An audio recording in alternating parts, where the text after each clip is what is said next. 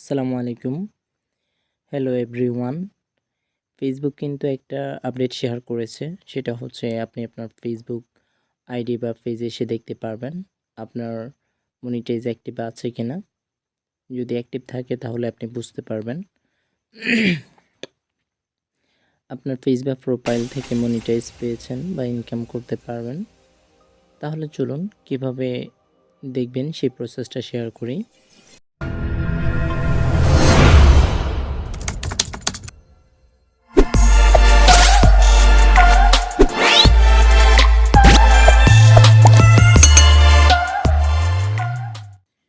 প্রথমে আপনারা আপনাদের যে ফেসবুকে যে অফিসিয়াল অ্যাপস রয়েছে, অর্থাৎ আপনারা আপনাদের ফেসবুক আইডি বা পেজে চলে আসবেন।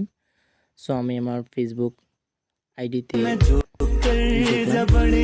ফেসবুক আইডিতে প্রবেশ করার পরে আপনারা যে আপনাদের যে প্রোফাইলটি আইকন রয়েছে, সো আপনারা আপনাদের প্রোফাইলে আসবেন। আসার পরে এখান থেকে আপনারা দেখতে পাচ্ছেন যে প্রফেশনাল ড্যাশবোর্ড নামক একটা অপশন রয়েছে। সো আপনারা আপনাদের প্রফেশনাল ড্যাশবোর্ড প্রবেশ করবেন।